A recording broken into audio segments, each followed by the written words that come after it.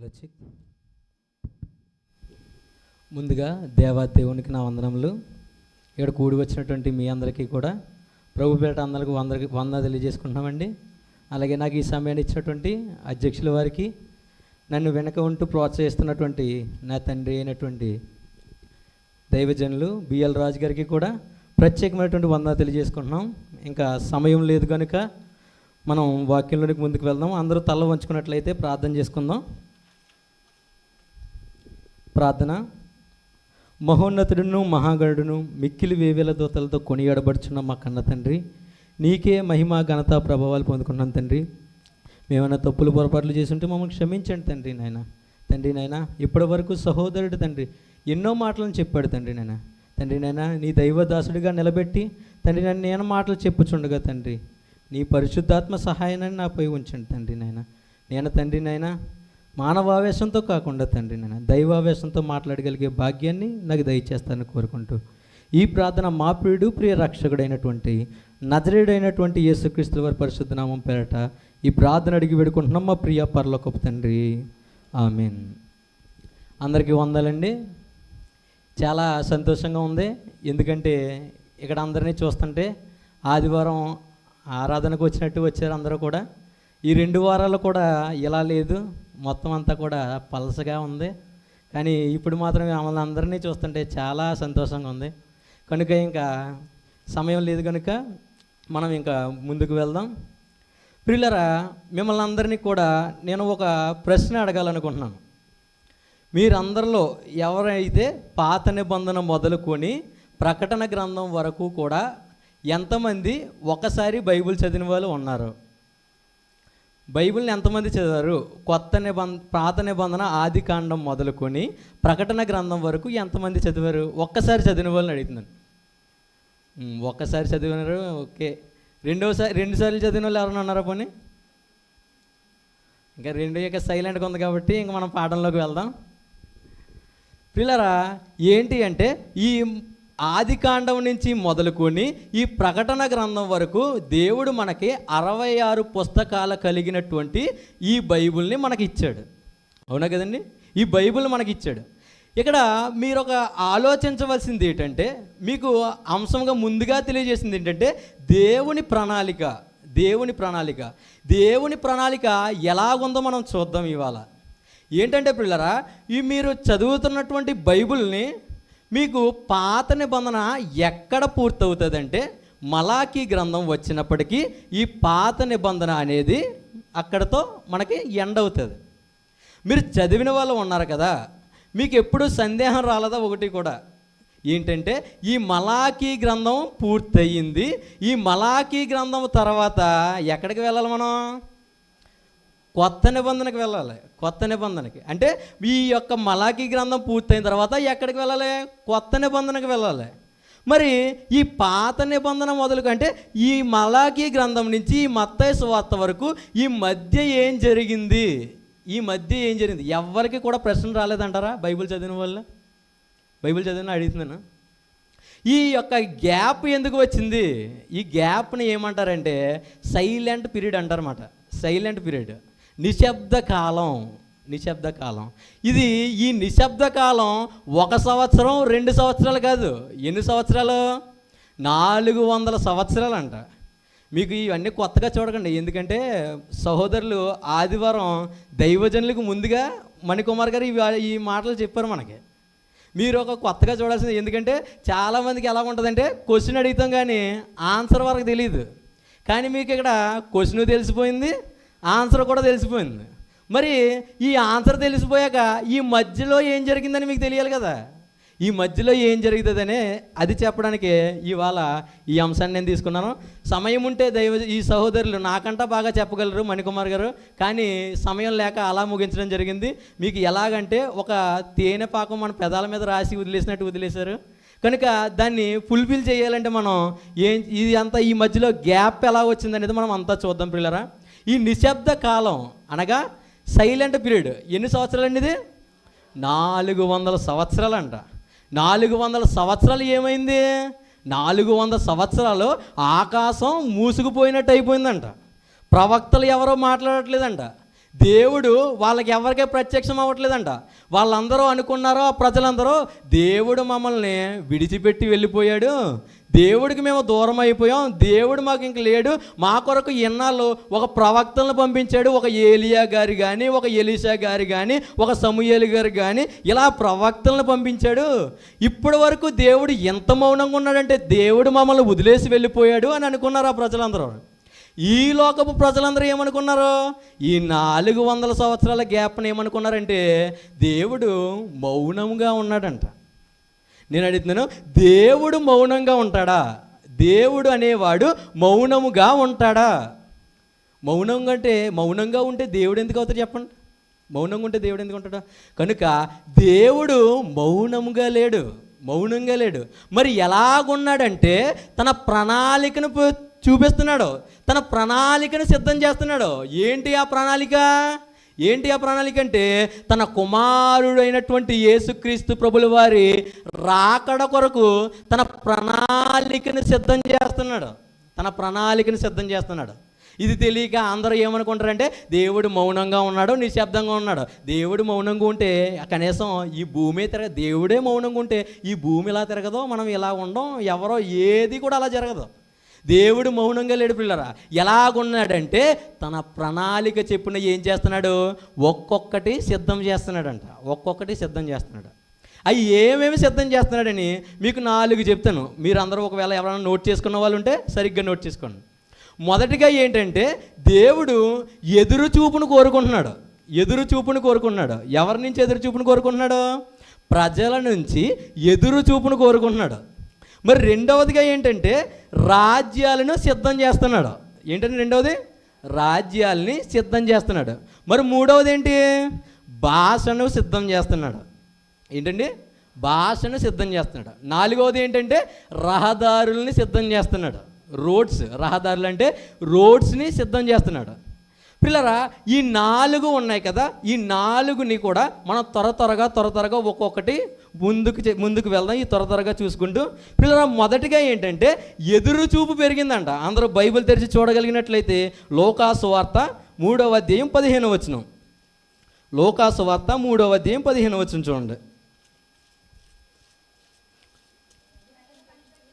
ప్రజలు కనిపెట్టుచు 3వ అధ్యాయం, లోకాసు వార్త 3వ అధ్యాయం 15వ వచనం. ప్రజలు కనిపెట్టుచు అంటే ప్రజలు కనిపెడతాం ఏంటి? ఇప్పుడు కోడి ఉంది, కోడి తన పిల్లల్ని ఏం చేస్తుంది? కనిపెట్టుకుంటుంది, ఎదురు చూస్తుంది, తన దగ్గరికి ఎప్పుడు వస్తుందని ఎదురు చూస్తున్నాయి. ఎందుకంటే ఈ కనిపెట్టడం ఏంటంటే ఎదురు చూస్తుంది. ప్రజలు ఏం చేస్తున్నారంట?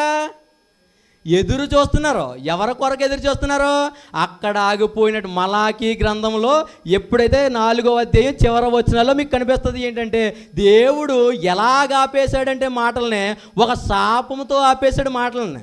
ఒక శాపముతో మలాకీ గ్రంథం 4వ అధ్యాయం చివరి వచనంలో ఒక శాపముతో ఆ మలాకీ గ్రంథం అనేది ఎండ్ అయిపోయింది. మరి ఈ మత్తయి సువార్తకు వచ్చినప్పటికీ ఎలా మొదలవుతుందంటే మొదటిగా ఏమనంటుంది? అబ్రహాము కుమారుడు దావీదు కుమారుడైన యేసుక్రీస్తు వంశావళి. ఎక్కడ ఆపేసినటువంటి ఆ మాటల్ని ఇక్కడికి వచ్చేటప్పటికి ఎలా మొదలవుతుంది? ఒక రక్షకుని పేరుతో మొదలవుతుంది. అంటే ఈ యొక్క రాక, ఈ యొక్క ఎదురుచూపు, ఈ ప్రజల్లో ఎదురుచూపు ఎవరి కొరకు వస్తుంది? ఎవరి కొరకు అంటే రక్షకుడి కొరకు ఎదురు చూస్తున్నారు, మెస్సయ్య కోసం ఎదురు చూస్తున్నారు. ఇది అలాగే పక్కన పెట్టుకుని మీరు ఉండండి. ఏంటంటే ప్రజల్లో ఎదురు చూపు అనేది పెరిగింది. ఇది మొదటి పాయింట్. రెండవది ఏంటి? రాజ్యాలు సిద్ధం చేస్తున్నాడు అంటే పిల్లరా, రాజ్యాలు సిద్ధం చేస్తున్నాడు. రాజ్యాలను సిద్ధం చేయడం ఏంటండి? ఏ రాజ్యాలు ఏంటి అని మీరు అనుకోవచ్చు. నేను ఎప్పుడు చెబుతుంటాను, నాకు ఈ రాజ్యాల గురించి చెప్పడం అంటే చాలా ఇష్టం అండి. మీకు ఎప్పుడు చెబుతూ ఉంటాను. నేను ఏ ప్రసంగం చెప్పినా ఈ 4 రాజ్యాలని తలుచుకోకుండా ప్రసంగం చెప్పను. ఎందుకంటే ఈ రాజ్యాలు వెనక ఉన్న చరిత్ర చాలా బాగుంటుంది. మొన్నే చెప్పాను కూడా, మీకు దానియేలు చరిత్ర చెప్పినప్పుడు రాజ్యాల గురించి చెప్పాను. పిల్లరా, ఈ 4 రాజ్యాలు ఉంటాయి. ఏటా రాజ్యం? మొదటి రాజ్యం బబులోను రాజ్యం, రెండవది మాదీయ పారసికుల రాజ్యం, మూడవది గ్రీకు సామ్రాజ్యం, నాలుగవది రోమా సామ్రాజ్యం. ఈ 4 సామ్రాజ్యాల వెనక దేవుని యొక్క ప్రణాళిక ఉందంటే ఉందండి. దేవుని యొక్క ప్రణాళిక ఉంది. అదేంటండి, ఇశ్రాయేలును పరిపాలించినటువంటి ఈ రాజ్యాల వెనకాల దేవుడు ఉండమేంటి? ఈ ఇశ్రాయేలు బానిస, ఈ ఇశ్రాయేలీలందరూ చెరలోకి ఆ రాజ్యాల కిందకి వెళితే ఆ రాజ్యాల వెనక దేవునికి ప్రణాళిక ఏంటని మీరు అనుకోవచ్చు.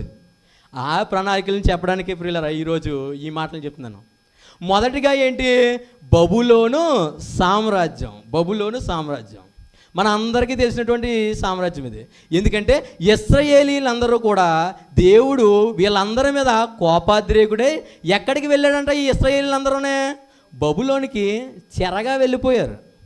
ఏంటంటే దేవుడికి కోపం వచ్చినంత పని వీళ్ళు ఏం చేశారంటే, వీళ్ళు అత్యధికంగా ఎక్కువ చేసినటువంటి, దేవుడు కోపపడినటువంటి ఏదైనా ఉంది ఆ పనులంటే అదే ఏంటంటే విగ్రహారాధన. విగ్రహారాధన ఎంత అత్యధికంగా చేసేవారంటే, ఆ కాలంలో ఇశ్రాయేలీలు ఎలాగుండేవారంటే దేవుడికి వాళ్ళ విగ్రహారాధన చూసి కోపం వచ్చేసిందంట.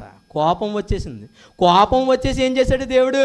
బబులోను చెరలోనికి పంపేశాడు ఆ ఇశ్రాయేలీలందరిని. ఆ యూదులందరినీ బబులోని చెరలోనికి పంపేశాడు. బబులోని చెరలోకి పంపేసిన తర్వాత ఆ చెరలో నుంచి బయటకు వచ్చిన తర్వాత ఆ ఇశ్రాయేలీలందరికీ ఓ భయం పట్టుకుంది. ఏట భయం? విగ్రహారాధన చెయ్యకూడదు. చేస్తే ఏం చేస్తాడు దేవుడు? మన మీద ఎంత కోపం చూపిస్తాడు అని వాళ్ళకి అర్థమైంది. ఇది ఈ ప్రణాళిక ఏంటంటే ఆ విగ్రహారాధనల్ని ఆ యూదులందరూ కూడా చేస్తున్నటువంటి ఆ విగ్రహారాధనలన్నిటిని అరికట్టడానికి దేవుడు ఏర్పరిచినటువంటి ప్రణాళికే ఏంటంటే ఈ బబులోను సామ్రాజ్యం. ఈ బబులోను సామ్రాజ్యం ద్వారా ఇలా దేవుడు ప్రణాళికను చేశాడు. ఆ తర్వాత బబులోను సామ్రాజ్యానికి లాస్ట్గా బెల్షాజర్ అనే ఒక రాజు వచ్చాడు. ఆ రాజు ఏమో మందిరంలో కూర్చుని మందిరపు పాత్రలోని ద్రాక్షారసాన్ని తాగి మత్తుడైపోయి దేవుడికి మళ్ళీ కోపం తెప్పిస్తే ఆ రోజు దేవుడు ఏం చేస్తాడు? ఆ రోజునే ఆ యొక్క రాజ్యాన్ని అంతం చేస్తాడు. ఎలా అంతం చేస్తాడంటే మళ్ళీ మెనే టేకిల్ ఓ పార్సిల్ అని రాసి మరి ఆ యొక్క రాజ్యాన్ని అనేది ఎవరికి అప్పచెప్తాడంటే మాదీయ పారసికులకు అప్పచెప్తాడు. ఈ బబులోను సామ్రాజ్యం అనేది అక్కడితో ఫినిష్ అయిపోయింది. ఆ ప్రణాళికను నెరవేర్చారు, అక్కడితో అయిపోయింది. తర్వాత ఏదంటే మాదీయ పారసికుల రాజ్యం. ఈ మాదీయ పారసికుల రాజ్యం ఏంటండి? ఈ మాదీయ పారసికుల రాజ్యం ఏంటి చెప్పమంటారా? పాత నిబంధనలో ఎక్కువ మెజారిటీగా ఉన్నటువంటి రాజ్యం ఏదైనా ఉందంటే అదే మాదీయ పారసికుల రాజ్యం. ఎవరికైనా అర్థమవుతుందో లేదో నాకు తెలియదండి. ఎందుకంటే ఏదో రాజ్యాలు చెప్పేస్తున్నాడు, మాకు ఏం అర్థం కావట్లేదు అనుకుంటున్నారా? అర్థం చేసుకోవడానికి ట్రై చేయండి. నేను కూడా అర్థమయ్యే విధంగానే చెప్తాను. నాకున్నటువంటి సమయంలో చెప్పాలి కాబట్టి త్వరగా వెళ్ళాలనుకున్నాను. కనుక మీరందరూ కూడా అర్థం చేసుకోండి. కనుక ఈ పాత నిబంధనలో ఎక్కువ మెజారిటీ ఎవరికి ఉంది? ఈ యొక్క మాదీయ పారసికులకి. ఈ మాదీయ పారసికుల ద్వారా దేవుడు నెరవేర్చినటువంటి ప్రణాళిక ఒకటి ఉంది. ఏంటా ప్రణాళిక అంటే యెరూషలేము దేవాలయాన్ని తిరిగి కట్టారు. చివరగా మనం ఆదివారాల్లో నేర్చుకుంటూనే ఉన్నాం. ఏంటంటే యెరూషలేము దేవాలయాన్ని తిరిగి కట్టారు. ఎవరి ద్వారా కట్టారు? కోరేషు ఏలుబడిలో ముగ్గురు వల్ల. ఎవరా ముగ్గురు? జెరుబ్బాబేలు, యెహోషువ అదొకటి, ఆ తర్వాత నెహెమ్యా, ఎజ్రా అదొకటి, తర్వాత ఇంకోటి ఏంటంటే హగ్గయి, జకర్యా. ఈ మూడు అందరూ కూడా వీళ్ళు ఏం చేశారంటే ఒక్కొక్కరిని మోటివేట్ చేస్తూ యెరూషలేము దేవాలయాన్ని కట్టించారు. ఈ యెరూషలేము దేవాలయాన్ని ఎందుకు కట్టించారంటే ఇది కూడా ఎవరి ప్రణాళిక? దేవుని ప్రణాళిక. దేవుని ప్రణాళిక ఏంటంటే ఒకసారి మీరు అందరూ బైబిల్ తెరిచి చూడగలిగినట్లయితే ఒకసారి అందరూ చూడండి, బైబిల్ చూడండి. యోహాను సువార్త 7వ అధ్యాయం 14వ వచనం. యోహాను సువార్త 7వ అధ్యాయం 14వ వచనం చూడండి అందరం. యోహాను సువార్త 7వ అధ్యాయం 14వ వచనం. సగము పండుగైనప్పుడు యేసు దేవాలయంలోనికి వెళ్ళి బోధించుచుండెను. ఏ దేవాలయంలోకి వెళ్ళారంటారు? ఏ దేవాలయం? యేసుక్రీస్తు ప్రభులు వారు ఒక దేవాలయంలోకి వెళ్ళి బోధిస్తున్నాడంట. ఏ దేవాలయంలోనికి వెళ్ళాడు? యెరూషలేము దేవాలయము. ఆ రోజు పునఃప్రారంభించారు కదా, తిరిగి కట్టారు కదా. ఎవరి ద్వారా అంటే మాదీయ పారసికుల రాజ్యం. అంటే ఆ మాదీయ పారసికుల రాజ్యమే లేకపోతే ఆ కోరేసు గారికి ఆ థాట్ రాకపోయింటే, దేవుడు ఆ థాట్ పుట్టించకపోయింటే ఏం చేద్దరంట? ఏం చేద్దరు? యేసుక్రీస్తు ప్రభువుల వారు దేవాలయంలో బోధించగలరా? బోధించలేరండి. మరి దేవుని ప్రణాళిక ఎలా ఆ మాదీయ పారసికుల ద్వారా నెరవేర్చుకున్నాడంటే ఆ యొక్క దేవాలయాన్ని తిరిగి కట్టించాడంట. తిరిగి కట్టించి యేసుక్రీస్తు ప్రభువుల వారు ఆ దేవాలయంలో బోధించారు. 12వ ఏటలోనే ఆయన జ్ఞానాన్ని ఆ దేవాలయంలో కనపరిచారు. అక్కడ ఏవైతే వ్యాపారాలు అయితే జరుగుతున్నాయో ఆ వ్యాపారాలన్నింటినీ కూడా బల్లలు సైతం విసిరేసి ఖండించారు యేసుక్రీస్తు ప్రభువుల వారు. ఏ దేవాలయంలో అంటే యెరూషలేము దేవాలయంలో. ఇది ఈ మాదీయ పారసికులటువంటి రాజ్యం ద్వారా దేవుడు వేసినటువంటి ప్రణాళిక. మరి ఈ మాదీయ పారసికుల రాజ్యం కూడా ఒకానొక రోజు ఎండ్ అయిపోయింది. ఈ మాదీయ పారసికులు ఎలాగ ఎండ్ అయిపోయిందంటే దర్యావేసు III అనే ఆయన వదిలి పారిపోయాడు. ఎవరి వల్ల అంటే ఒక యువకుడు వలన. ఆ యువకుడు ఎవరంటే ద గ్రేట్ అలెగ్జాండర్ అని మీకు ఎవరికైనా తెలిసి ఉంటుంది, మీకు అందరికీ అవగాహన ఉండే ఉంటుంది. The great Alexander. ఈయన ఏంటంటే ఒక యువకుడు అయ్యుండి ఈ యవ్వన వయసులో ఉన్నప్పుడు ఈ ప్రపంచాలన్నిటినీ కూడా చేదెక్కించుకోవాలి, ఈ ప్రపంచాలన్నిటినీ కూడా నా గుప్పెట్లో పెట్టుకోవాలని ఒక యువకుడు లేచి ఏం చేశాడంటే మాదీయ పారసికుల రాజ్యం. ఆ మాదీయ పారసికుల రాజ్యం ఎలాంటిదంటే మొన్న చెప్పిన మీకు ఏంటంటే కన్ను సైగలతో పరిపాలించేస్తారంట. వాళ్ళ మాటలు కూడా మాట్లాడంట, కన్ను సైగలతోనే పరిపాలించేస్తారు వాళ్ళు. అలాంటి రాజ్యాన్ని ఒక యువకుడు తన తండ్రి అయినటువంటి ఫిలిప్పు తనకేమో సైన్యాలను సిద్ధం చేస్తుంటే ద గ్రేట్ అలెగ్జాండర్ ఈయన్ని ఏమంటామంటే గ్రీకు వీరుడు. మనకు గ్రీకు వీరుడు అంటే మనకి సినిమాల్లో తప్ప ఎక్కడ మనకి ఎవరైతే తెలియదండి. ఈ గ్రీకు వీరుడు ఎవరంటే ఈయనే అలెగ్జాండర్. ఈయన ఏం చేశాడంటే ఒక యవ్వన వయసులో ఉన్నప్పుడే తన ప్రపంచాన్ని అంతటినీ కూడా తన గుప్పెట్లో పెట్టేసుకున్నాడు. ఇది ఎవరి ప్రణాళిక అంటారు? దీనికి దేవునికి అసలు సంబంధం ఏంటంటే ఆ ఎవరో వచ్చారు అలా ప్రపంచాన్ని పరిపాలించుకున్నాడు, దీనికి సంబంధం ఏంటని మీరు అనుకోవచ్చు. మీకు 3వ పాయింట్ చెప్పాను. ఒకటి ఏంటది పాయింట్? భాషను సిద్ధం చేస్తున్నాడంట. పిల్లరా, మిమ్మల్ని అందరూ అడుగుతున్నాను, బైబిల్ ఎన్ని భాషలతో రాయబడింది? బైబిల్ అనేక భాషలతో రాయబడింది. ఏంటంటే ఒక అరబిక్ కానీ హెబ్రీ కానీ ఇలా డిఫరెంట్ భాషలతో రాయబడింది. కానీ కొత్త నిబంధన వచ్చేసరికి న్యూ టెస్టమెంట్ అనగా ఈ యొక్క కొత్త నిబంధనలో ఎక్కువ భాగం ఏ భాషతో రాయబడింది?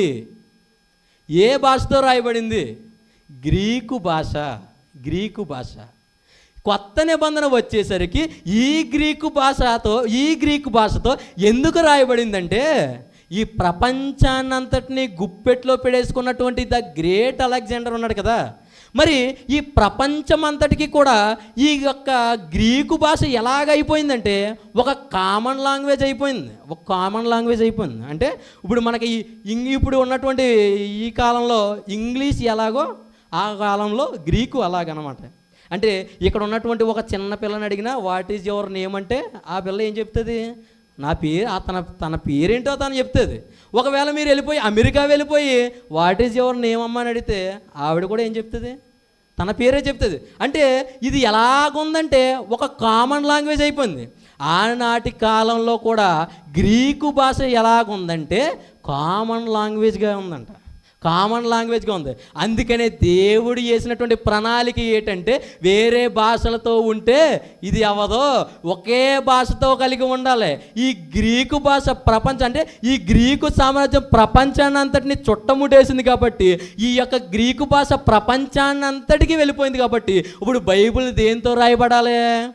గ్రీకు భాషలో రాయబడాలి. మరి సువార్త ఏ భాషలో జరగాలి? గ్రీకు భాషలో జరగాలి.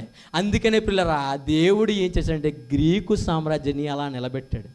ఇదొక్కడే చేసిందంటే ఇదొక్కడే కదండి, ఏం చేసిందంటే పిల్లరా ఇంకానే రాజకీయాన్ని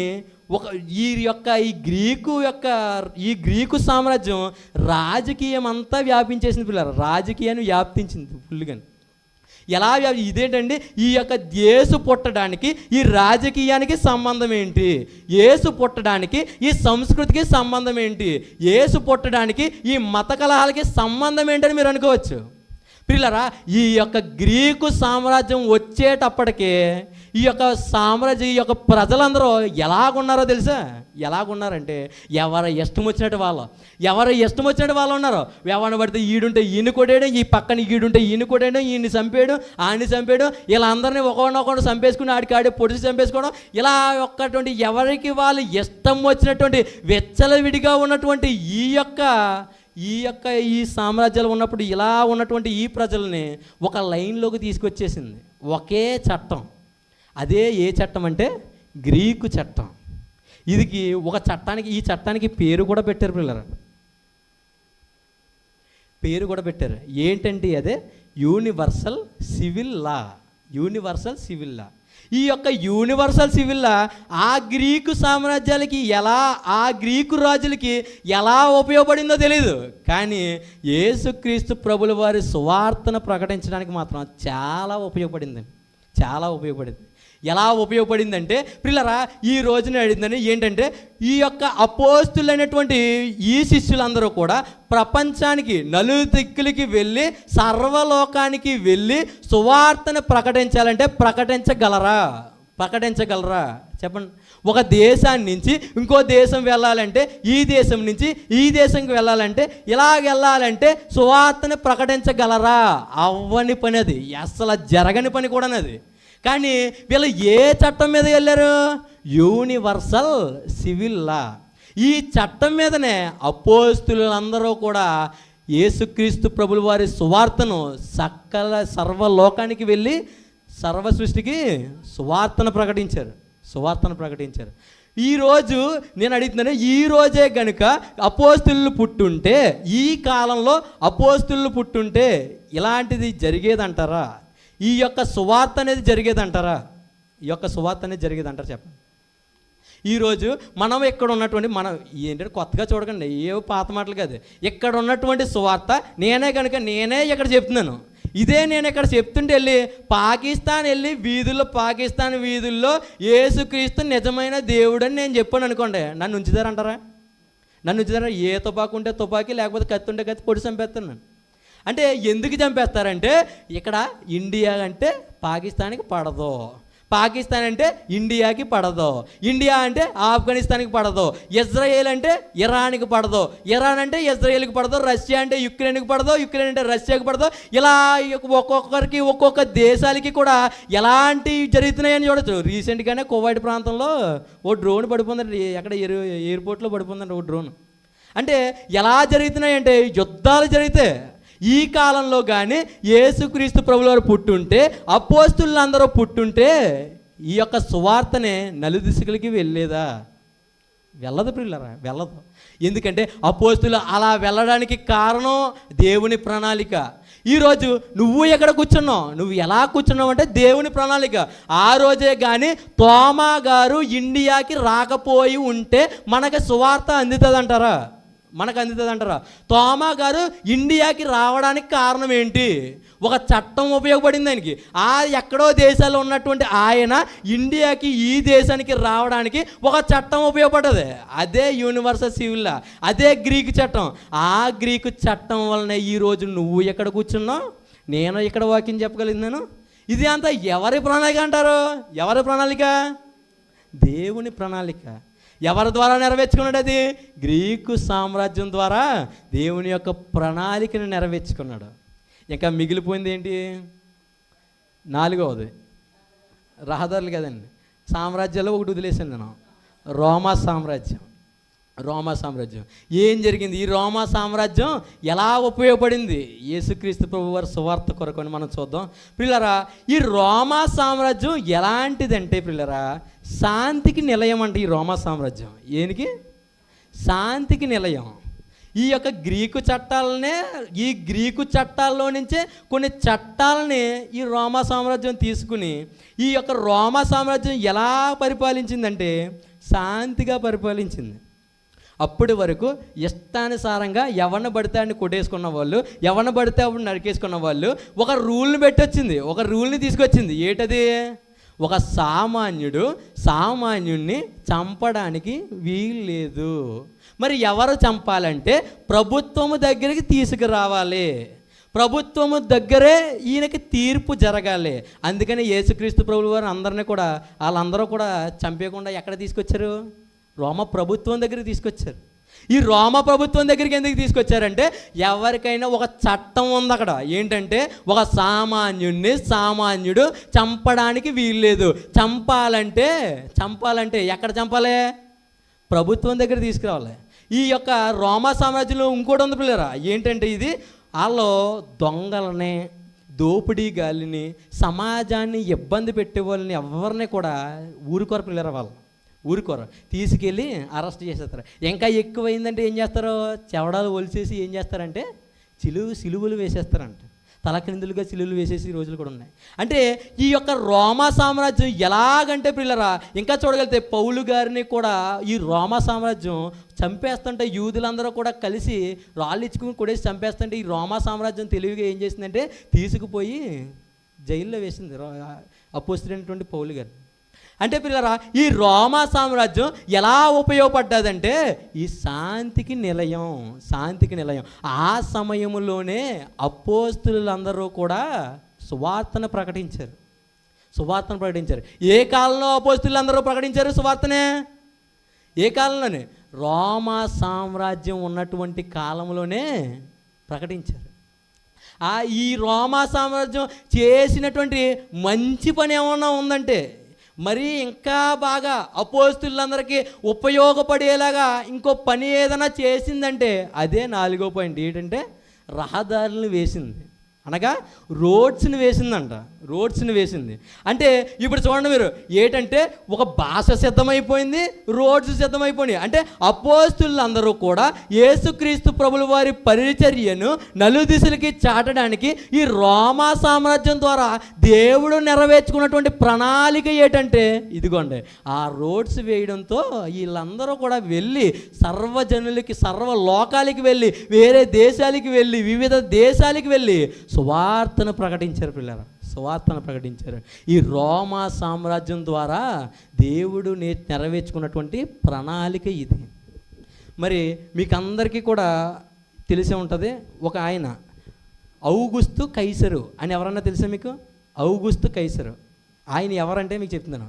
యేసుక్రీస్తు ప్రభువు వారు పుట్టినప్పుడు రోమా సామ్రాజ్యానికి రాజు ఆయన.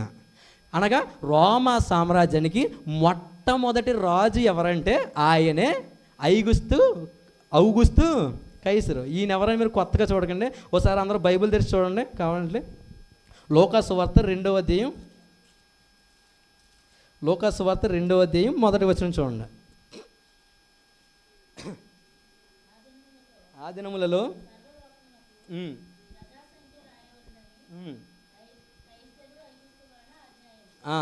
ఇక్కడ చూడండి, ఇక్కడ ఒక అతను కనిపిస్తున్నాడు కదా, నేను ఎవరినో కొత్తగా చెప్పారనుకున్నారు కదా మీరు. ఆ వ్యక్తి ఎవరంటే ఔగుస్తు కైసరు. ఆయన ఎవరు? రోమా సామ్రాజ్యానికి మొట్టమొదటి రాజు. ఈయన పేరు ఔగుస్తు కైసరు. ఇంగ్లీష్లో ఈయన ఏమంటారంటే అగస్టస్ అంటారు. ఈయన ఔగుస్తు కైసరు ద్వారా కూడా దేవుడు ఒక ప్రణాళిక నెరవేర్చుకున్నాడు. అది ఏంటో కూడా మనం చూసేద్దాం పిల్లరా. మనకు సమయం లేదు కనుక ఒకసారి మనం చూద్దాం. అది కూడా ఏంటో మనం చూద్దాం ఒకసారి. మనందరూ కూడా బైబిల్ తెరిచి చూడగలిగినట్లయితే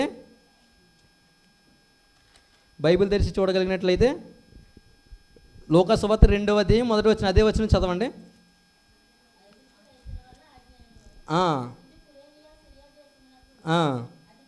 అధిపతి అయి ఉన్నప్పుడు జరిగిన మొదటి ప్రజా సంఖ్య అందరూ ఆ సంఖ్యలో రాయబడుటకు తమ తమ పట్టణములకు వెళ్ళిరి. ఇంకా తర్వాత వచ్చిన యోసేపు దావీదు వంశములోను గోత్రములోను పుట్టినవాడు గనుక తనకు భార్యగా ప్రదానము చేయబడి గర్భవతి అయి ఉండిన మరియతో కూడా ఆ సంఖ్యలో రాయబడుటకు గలిలయలోని నజరేతు నుండి యోదయలోని బెత్లెహేమనబడిన దావీదు ఊరికి వెళ్ళిపోయారంట. ఎక్కడికి వెళ్ళారండి ఇవరా? ఎక్కడి నుంచి ఎక్కడికి వెళ్ళారు? ఎక్కడ ఉన్న వాళ్ళలో నజరేతులో ఉన్నవాళ్ళు ఎక్కడికి వెళ్ళారంటే బెత్లెహేముకు వెళ్ళారు. ఇదేటండి ఈ ఔగుస్తు కైసరికి వీళ్ళు వెళ్ళడానికి, దేవుని ప్రణాళిక వెళ్ళడానికి అసలు ఏటండి ఈ లింక్ ఏంటండి, మాకు అర్థం కావట్లేదని మీరు అనుకోవచ్చు. పిల్లరా, మీకు చెప్పమంటారా ఏంటంటే, ఔగుస్తు కైసరు అనే వ్యక్తి, ఆ రాజు జనాభా లెక్కలు వేస్తున్నాడంట. జనాభా లెక్కలను, జనాలను లెక్కిస్తున్నాడు. దీన్ని లెక్కేస్తుంటే ఈ యొక్క యోసేపు గారు, మరియ గారు ఎక్కడికి పారిపోయారంట? ఎక్కడి నుంచి ఎక్కడికి పారిపోయారు? నజరేతు నుండి, అనగా నజరేత్ అంటే ఆ దరిద్రపోయినటువంటి ఆ ఊరు నుంచి ఎక్కడికి వెళ్ళిపోయారంటే బెత్లెహేముకు వెళ్ళిపోయారు. బెత్లెహేముకు వెళ్ళిపోయారు. ఎందుకు వెళ్ళిపోయారు అని మీరు ఒకసారి చూడగలిగినట్లయితే మేకా గ్రంథం ఒకసారి అందరూ చూడండి. మేకా గ్రంథము 5వ అధ్యాయం 2వ వచనం చూడండి. బెత్లెహేము యొఫ్రత యోదావారి కుటుంబములలో నీవు స్వల్ప గ్రామమైనను నీ కొరకు ఇశ్రాయేలీయులను ఏలబోవాడు నీలో నుండి వచ్చును. ఎవరిలో నుంచి వస్తారంట? ఎవరికి చెప్తున్నారు ఆ మాటలు? బెత్లెహేముకు చెప్తున్నాడు. నీలో నుంచే రాజు వస్తాడు. నా కుమారుడు ఎక్కడి నుంచి వస్తాడంటే బెత్లెహేములో నుంచి వస్తాడు. అంటే ఈ ఔగుస్తు కైసరు ఎక్కడికి పంపేశాడు? మరి వీళ్ళందరూ కూడా భయపడి పారిపోయి ఎక్కడికి వెళ్ళిపోయారు? నజరేతు నుండి బెత్లెహేముకు పారిపోయారు. అంటే ఈ యొక్క ప్రవచనం ఎక్కడుంది? మేకా గ్రంథంలో బెత్లెహేములో యేసుక్రీస్తు ప్రభుల వారు పుడతారని రాసింది. అంటే ఈ ఔగుస్తు కైసరు పంపించడానికి మరియ గారు, అతని భర్త అయినటువంటి యోసేపు గారు ఎక్కడికి వెళ్ళిపోయారు? బెత్లెహేముకు వెళ్ళిపోయి యేసుక్రీస్తు ప్రభు వారిని ఎక్కడ కన్నారు? బెత్లెహేములో కన్నారు. అంటే బెత్లెహేములో కన్నాడు, బెత్లెహేములో పుట్టాడంటే దానికి కారణం ఏంటంటే ప్రవచనం నెరవేరడానికి. ఆ మేకా గ్రంథంలో ఎప్పుడో ఆయన ప్రవచించాడు. ఏం ప్రవచించాడు? బెత్లెహేములో నా కుమారుడు పుడతాడు, ఈ రాజు అనేవాడు వస్తాడు. ఎక్కడికి వస్తాడంటే ఈ బెత్లెహేము ఊరిలో పుడతాడు. అందుకనే ఔగుస్తు కైసర్ని ఆ రాజ్యంలో నిలబెట్టింది. ఆ ఔగుస్తు కైసర్ చేత జనాభా లెక్కలు వేయించింది దేవుడే. ఈ యొక్క మరియల్ని, ఈ యొక్క యోసేపుని కూడా పారిపోయేలా చేసింది దేవుడే. చివరికి ఆ ప్రవచనం నెరవేర్చడానికి ఎక్కడ పుట్టించాడు దేవుడు? యేసుక్రీస్తు ప్రభువుని దేవుడు బెత్లెహేములో పుట్టించాడు. ఎందుకంటే ప్రవచనం నెరవేర్చడానికి. ఎవరి ప్రణాళిక అంటారు ఇది? ఎవరి ప్రణాళిక అంటారు? దేవుని ప్రణాళిక. ఇది పిల్లరా ఏంటంటే ఈ 400 సంవత్సరాల మధ్యలో జరిగింది ఏమన్నా ఉందంటే ఇది మనకి మలాకీ గ్రంథముతో మాదీయ పారసీకుల రాజ్యం అంతమైపోద్ది. అక్కడతో సైలెంట్ అయిపోయిందని మనం అనుకుంటాం. కానీ దేవుడు ఏం చేశాడు? ఒక రాజ్యాలని సిద్ధం చేశాడు. ఆ గ్యాప్లో ఏం చేశాడంటే దేవుడు మౌనంగా ఉన్నాడని మీరు అనుకున్నారు. కానీ దేవుడు మౌనంగా ఉన్నాడంటే మౌనంగా లేడు. ఏం చేస్తున్నాడంటే చరిత్రను రాస్తున్నాడు. ఎలాగంటే ఒక సామాన్యుడు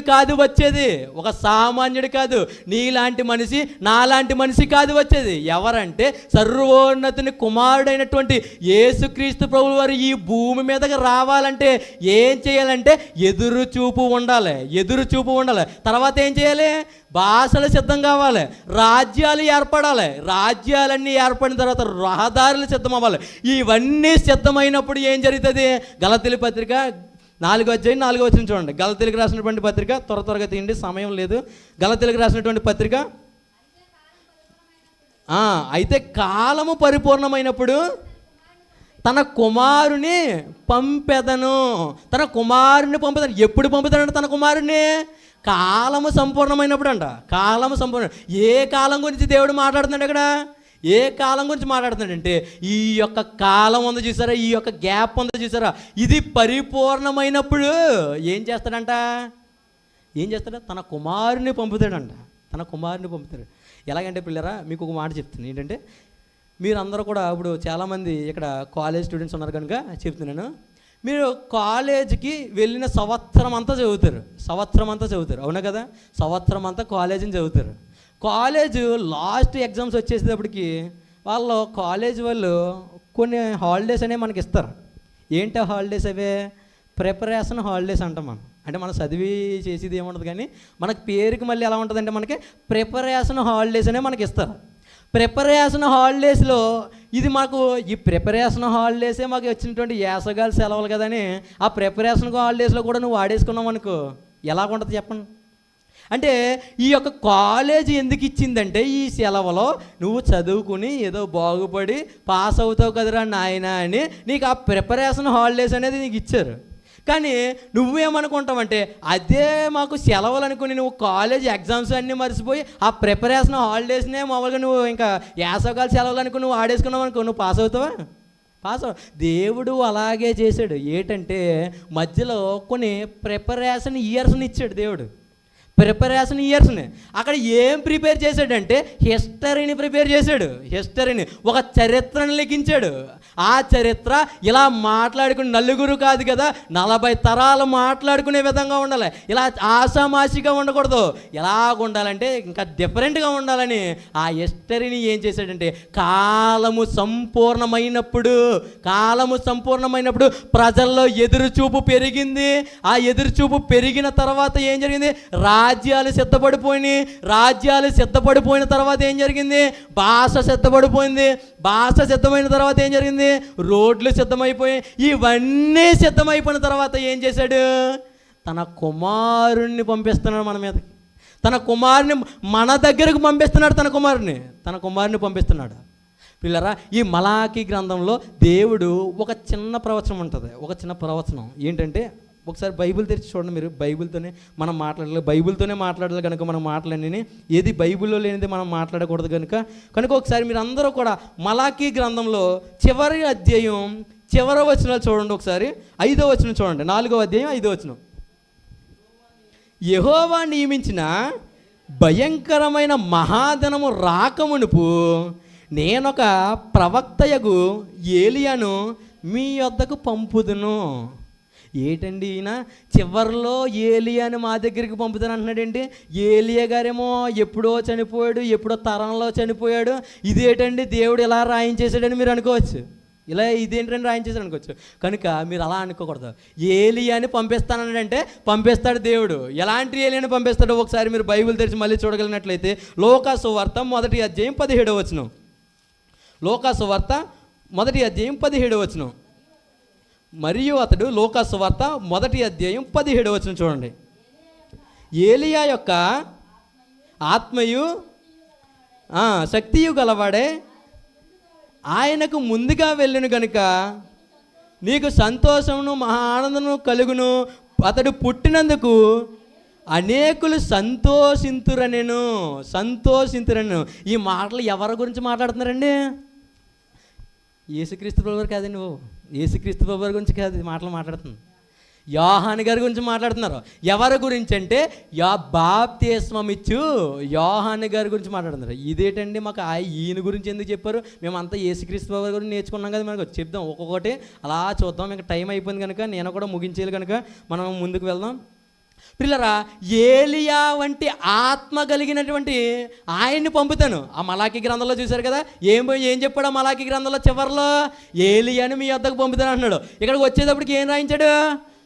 ఏలియా లాంటి ఆత్మ కలిగిన వాడు, ఏలియా లాంటి ధైర్యము కలిగిన వాడు, ఏలియా లాంటి పౌరుషం కలిగిన వాడిని మీ యొద్దకు పంపుతాను అని చెప్తున్నాడు. అదే పిల్లరా, ఒకసారి అదే బైబిల్ తెరిచి మీరు చూడగలిగినట్లయితే మత్తయి సువార్త 3వ అధ్యాయం 2వ వచనం చూద్దాం.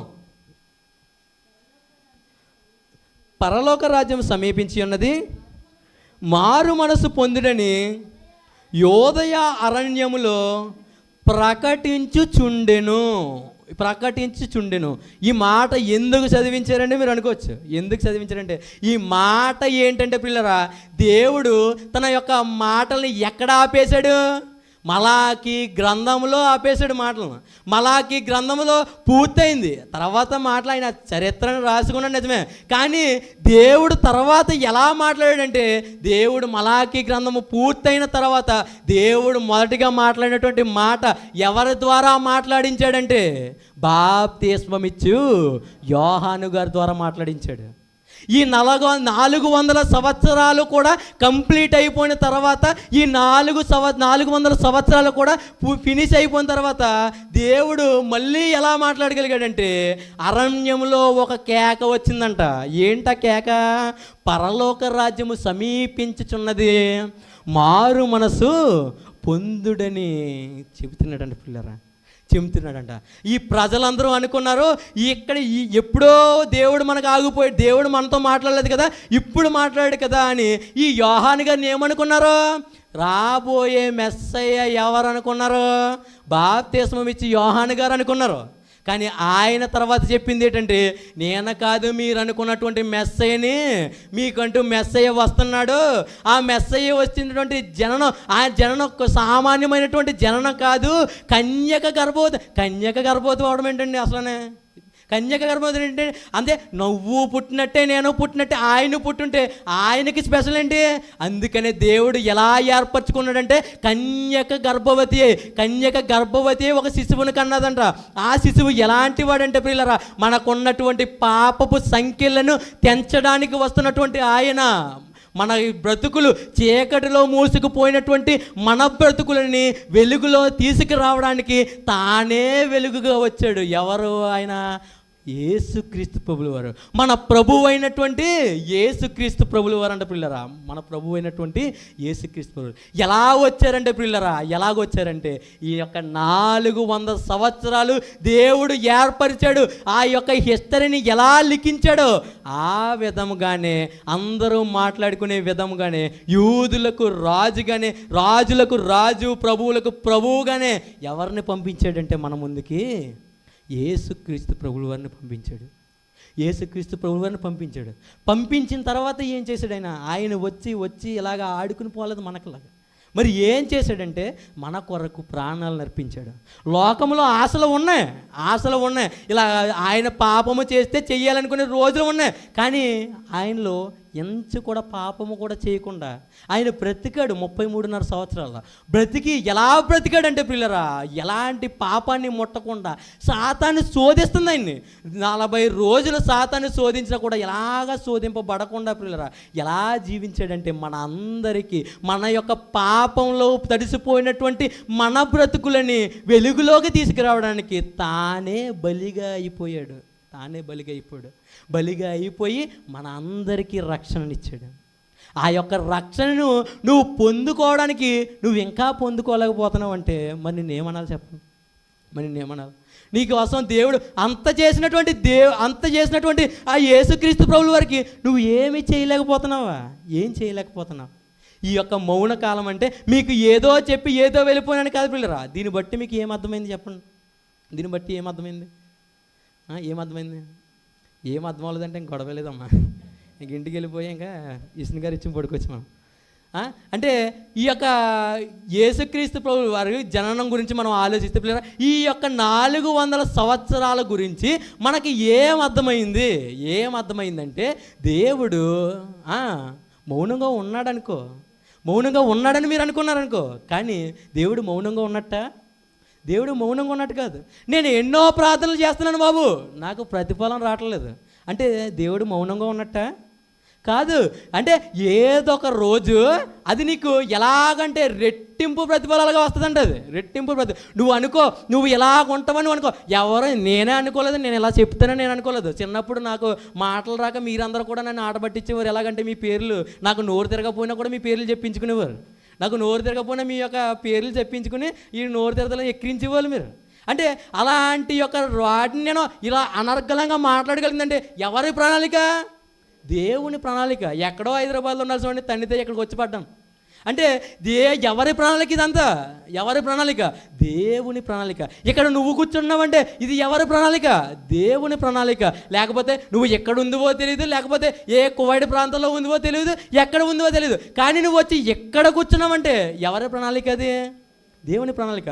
కువైట్లో ఉన్న వాళ్ళు మీరైనా సరే, కువైట్లో ఉన్న వాళ్ళ గురించి చెప్తున్నాను. అక్కడ కువైట్లో ఉండి కూడా మీరు దేవుని పరిచర్య చేస్తున్నారంటే ఇక్కడ ఉండి చేయకపోవచ్చేమో, కానీ అక్కడ ఉండి పరిచర్య చేస్తున్నారంటే ఎవరి ప్రణాళిక ఇదంతానే?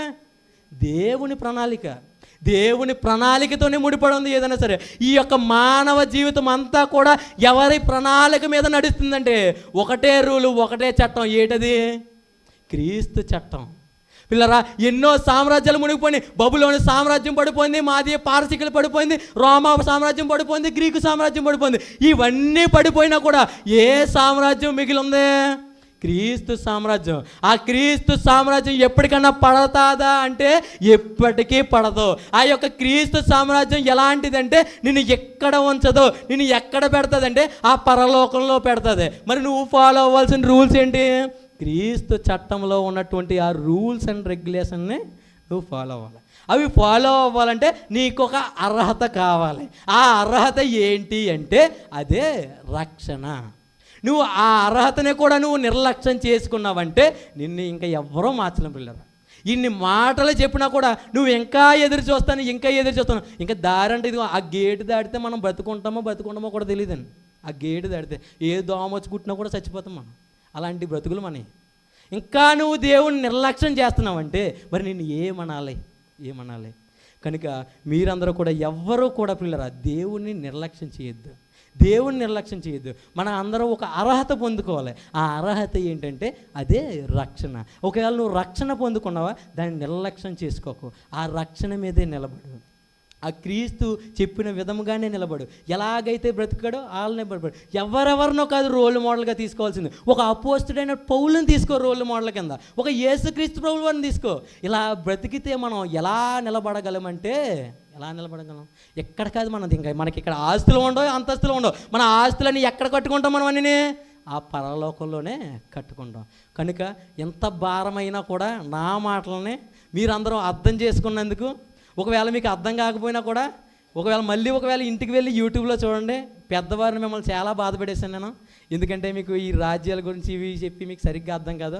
ఒకవేళ మీకు ఎవరికైనా అర్థం కాని రీతిగా నేను చెప్పుంటే మీ అందరికీ కూడా నాకు క్షమాపణలు కోరుచున్నాను. మీరందరూ కూడా నా మాటలన్నింటినీ ప్రేమతో విన్నటువంటి మీ అందరికీ కూడా ప్రత్యేకమైన వందనాలు తీసుకున్నాను. నా మాటలు ఎవరినైనా బాధ పెట్టుంటే నన్ను అందరం మన్నిస్తారని కోరుకుంటూ, నాకు ఈ అవకాశాన్ని ఇచ్చినటువంటి, నేను ఇంతగా చెప్పడానికి కారణమైనటువంటి నా తండ్రి, నా ఆత్మీయ తండ్రి, నా శారీరక తండ్రి, మా నాన్నగారు బిఎల్ రాజు గారికి, దైవ సేవకులకు ప్రత్యేకమైన వందనాలు తెలియజేసుకున్నాను. ఈ మాటలు విన్నటువంటి మీ అందరికీ కూడా ప్రత్యేకమైన వందనాలు. అందరికీ వందనాలు.